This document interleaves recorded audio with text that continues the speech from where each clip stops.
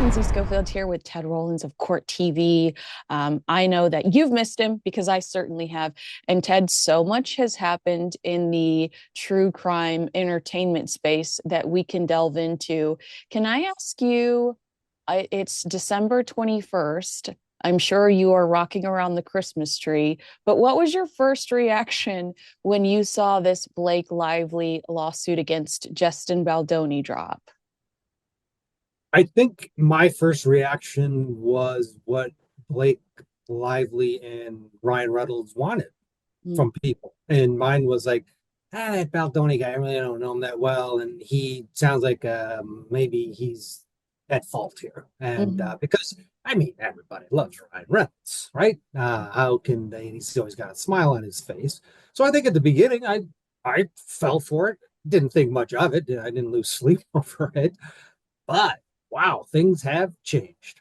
You're so right. And I truly tried to stay as far away from this as possible because I love Ryan Reynolds.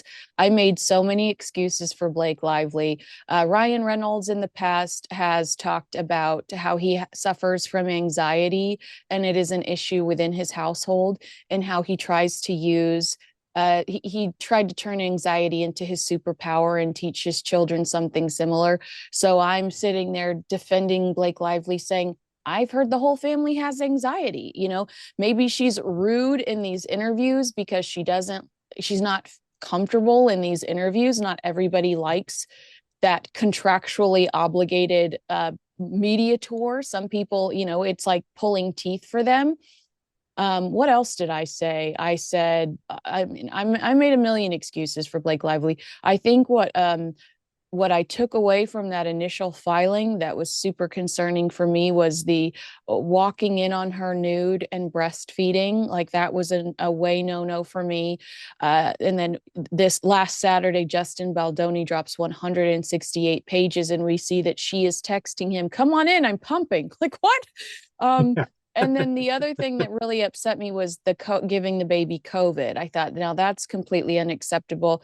And they explain it. I still think that that's awful. I don't remember how Baldoni tried to explain that, but just basically saying, we're not obligated to tell anybody if somebody has COVID. I would, since there's a baby involved, but I don't know. So yeah, I was with you too. I read that and I thought, oh, how awful how that everybody has been this way to her online, because there was a real trolling, there was a real pile-on. But I Yeah. can honestly tell you that I never attributed it to Justin Baldoni and his team. I always felt like it was based on past bad behavior. Uh, Knowing what you know, did you go, well, this has to be a smear campaign, or did you see some of those clips and go, well, maybe it could have been a little nicer there? Um, yeah, I the problem is I'm just going from where I am now, having Yeah. read the majority of it, and it is like, oh my gosh, you people, you horrible, horrible people on both sides. I mean, this is like, are you kidding me? This is all about nothing. It's about reputation and it's backstabbing and power and all of the clicheist Hollywood crap that the average person wants I was to like, throw. we don't care. I Yeah. know. Like, what did he do again? What was it, this thing? This is like, and I want, if it goes to trial, they're all idiots. I mean, they're because this is ridiculous in the claims and the counterclaims. You guys can't get along making your movie. Great. Well, move on to the next project. And it's gotten now to the point I don't know who backs down, who settles. Do they both come to an agreement and say, "Wow, we are damaging our reputation"? I mean, clearly Baldoni has more to lose, and he apparently is, according to reports, lost jobs already because of this, the accusations.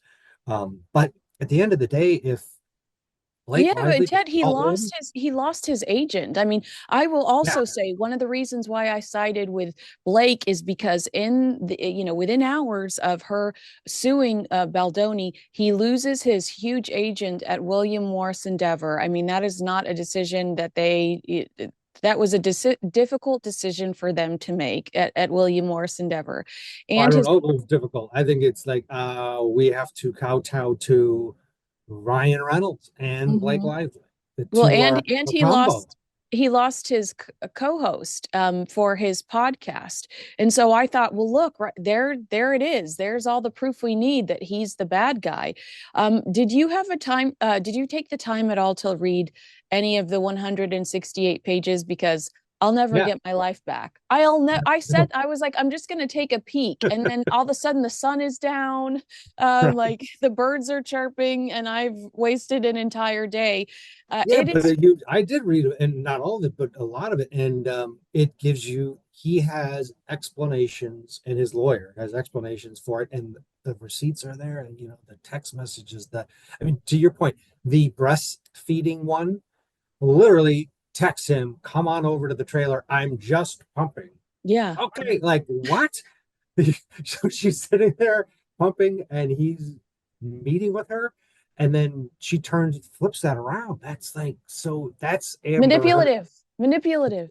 Yeah, it's like, and if this goes all the way to a trial, Blake Lively could be Amber Heard too if she doesn't watch out. Wow. So I think Yeah. she's the one that's going to cave. This that's interesting that you think she's the party that's going to cave. Wow. Get this real sense of manipulation and entitlement from both Ryan Reynolds, which I hate to say because like I said, loved him, and Blake Lively. We have so much money. But it really is this new well, I think we saw it with Catherine, the Princess of Wales, and the royal family. It's this new lesson that high profile individuals are having to learn.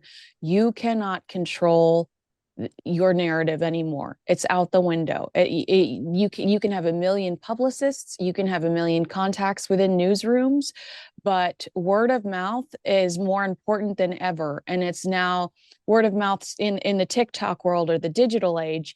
And I don't know if it will ever be the same again.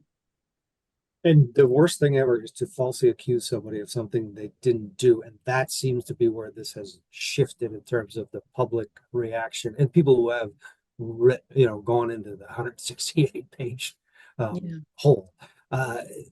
You come out of it thinking, oh, wow, these people are manipulative. Mm-hmm. And they're done, in public opinion. And public opinion is everything. Some of the little texts, the even the one about Blake Lively talking about how wonderful Ryan is. He's such a great writer and a great this, like, oh, my police. Like, what?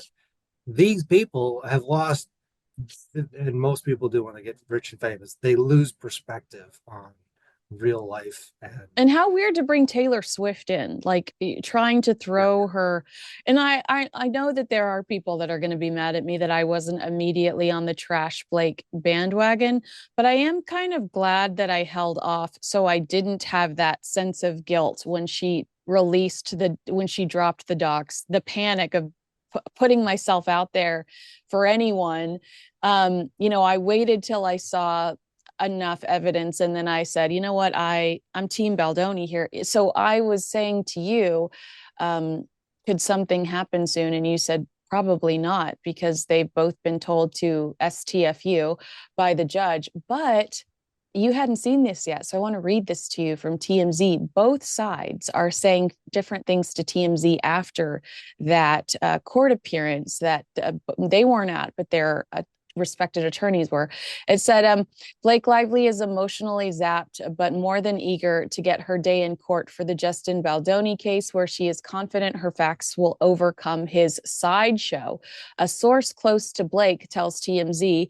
Now, a source close to Blake is I still think the judge would consider that them leaking about the case. That tells well, but TMZ. legally they're shielded. They can Yeah. go with a straight face. They can say, "Your Honor, we did. We don't know who this is. We didn't authorize that," and they're not going to be. As I think, what's going to change is no more ad. The website is not going to have more documents. They're going to tone that part of the equation down, and the lawyers are going to stop talking. Okay, so let's see. What did it say? It just felt like they were still. I guess what's upsetting to me is she's confident she's going to win. Can't wait to win in court. I think what's upsetting to me is this feels so like there's so much anger behind all of this, and it feels like really, really nasty. And honestly, the last time I felt this way was, well, I mean, Jodi Arias, that was so nasty and mean spirited. But Amber and Johnny Depp, I mean, there's hate. It's a hatred that makes you feel icky when you're researching this. But Johnny Depp, Amber Heard was, I mean, essentially sort of the same thing, which a much different level. That was through the roof. The allegations were off the charts Yeah, from yeah. Amber. But it's the same thing. It's someone accuses him, Johnny, of bad behavior, Justin of bad behavior, and guess what? They fight back. And the Me Too movement has pendulum has swung a bit. Now it's back almost to the middle of normal, where each case is evaluated with, all right, well, let's make sure this is true. It's not now, oh, you're accused of something and your career's over. And I think that's maybe what they thought was going to happen, that he was just going to fade away into the sunset and never be heard from again, and they would show their strength. No, he's not, and his lawyer's not, and I applaud him. It seemed like the judge was unhappy with Baldoni's team for leaking the timeline, specifically the timeline. Will there be any consequences for that? Could the judge say, I mean, I don't know. I guess my question to you is, it seemed like the judge did not like it. Are there going to be any consequences? But at the same time, is it still a win for Baldoni? Because for people like me, you have changed public perception. Absolutely. It's this preemptive strike from Baldoni's team has given him a window of a career that's still alive, where it was dying in the immediate aftermath of these allegations. So I think it was a brilliant move from a PR standpoint. And the judge, first of all, did not grant the gag order. He just said, you all know the rules that are laid out in your turn. You get it.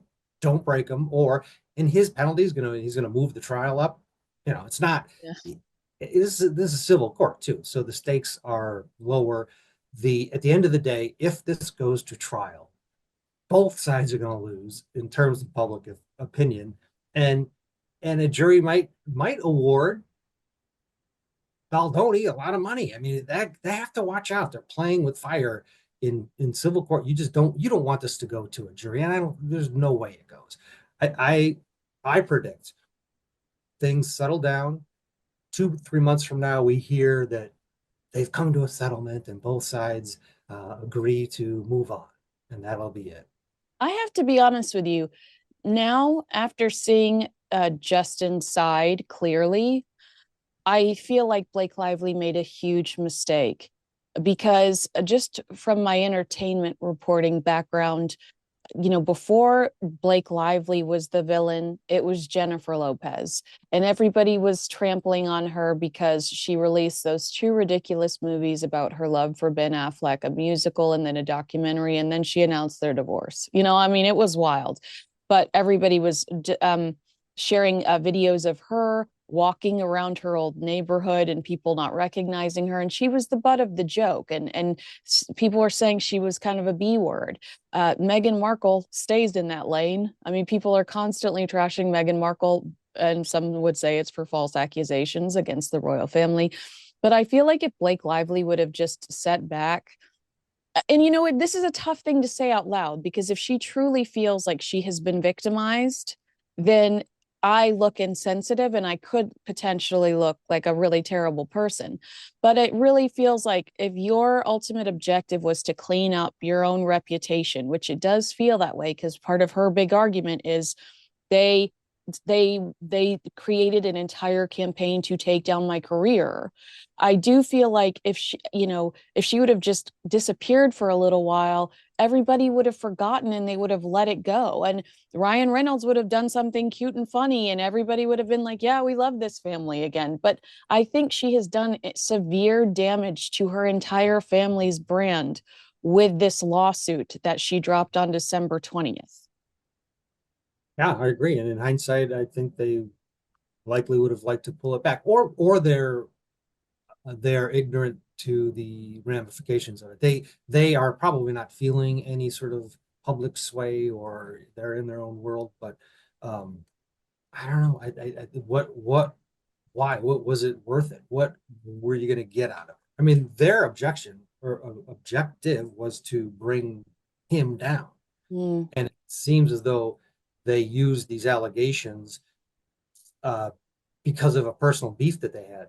You know, the breastfeeding thing for me was just the killer, yeah. because for her to accuse him of that, and then for him to have the text inviting him to her trailer while she's pumping, that is a complete refusal of what her, you know, allegation was, which is very powerful. Right. I mean, And then, you think about a case, a jury here is going to hear that, and yeah. they're going to look over at her. Right. Or the PORN claim that's actually Right. a at-home birthing video. Those things do not compare. I mean, Right.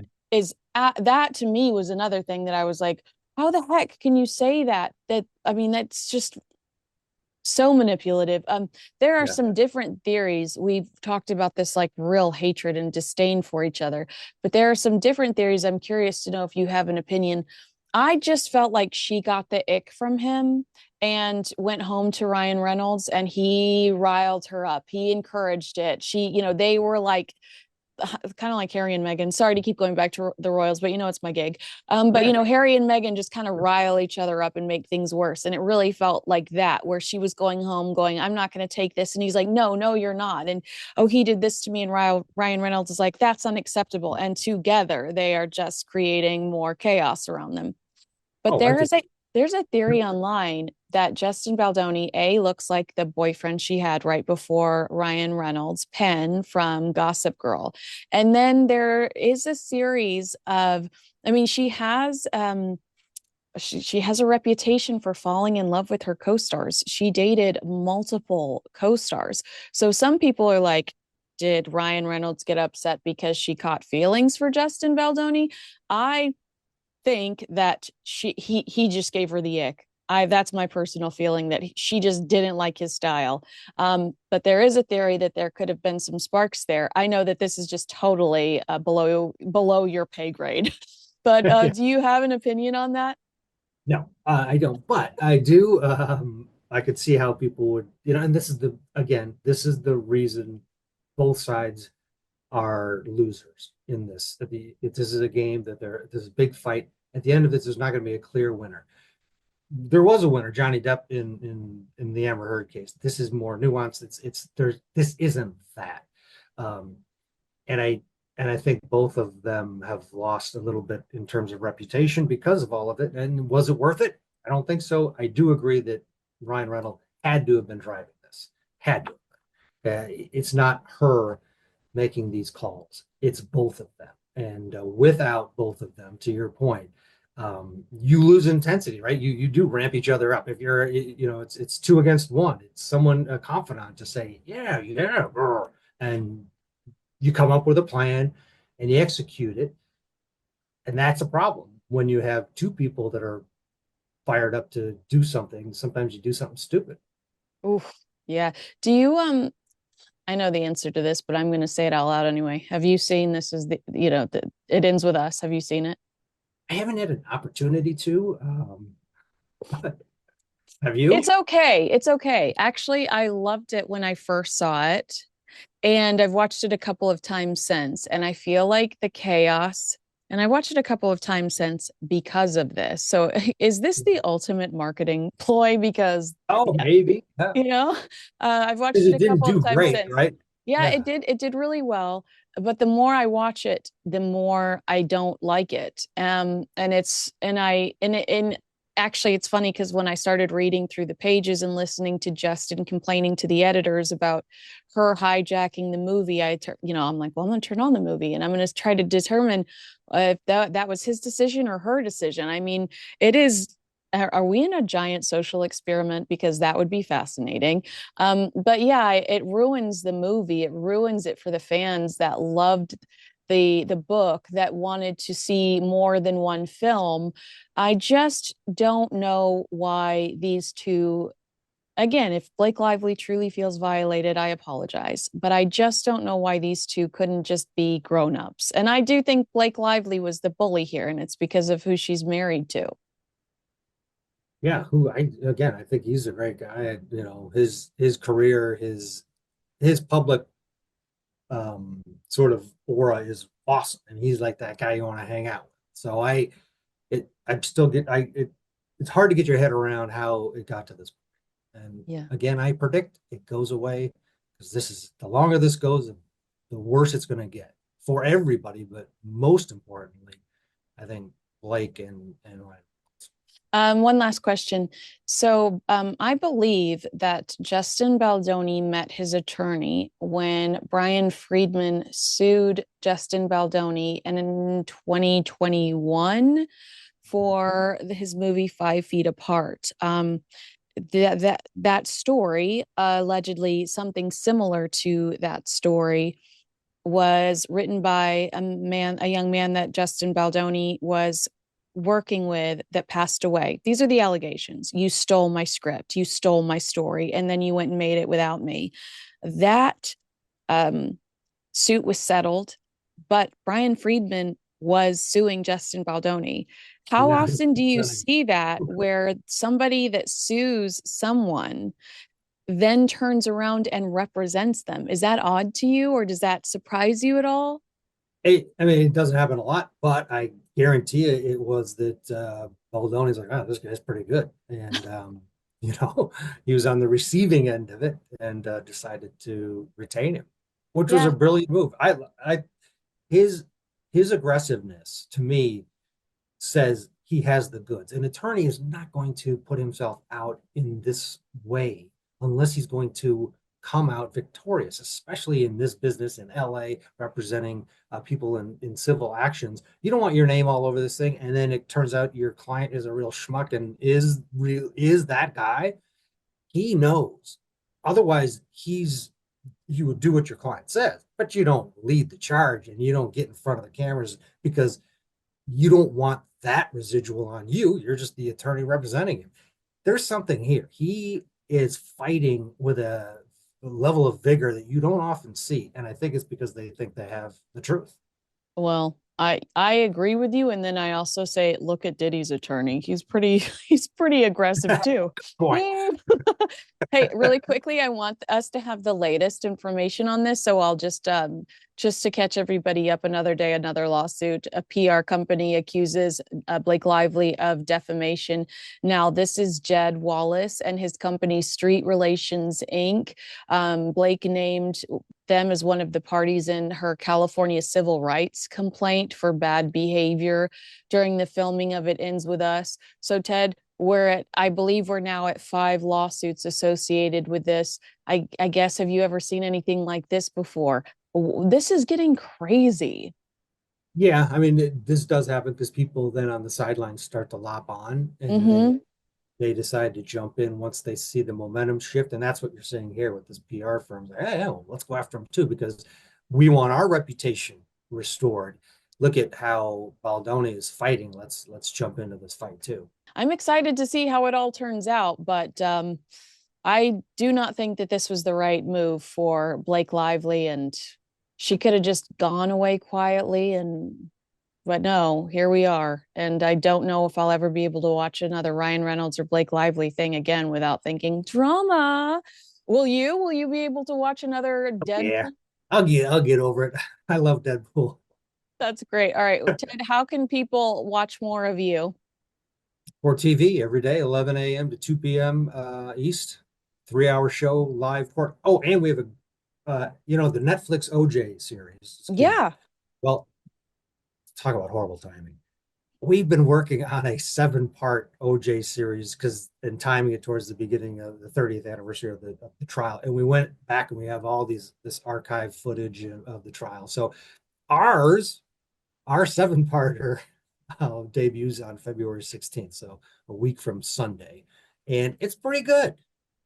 I was a little sad when Netflix came out and they debuted theirs a week and a half before ours. And I have some news for you. I will watch yours. I will not watch Netflix's. I Yours is the only one I will watch. And I wish you could hear the obnoxious sounds that come out of my body when I am watching the 24-hour 2020 channel and all of a sudden one of your episodes come on. Like my dogs know because I'm like Like you're everywhere. So I'm so proud to be your friend.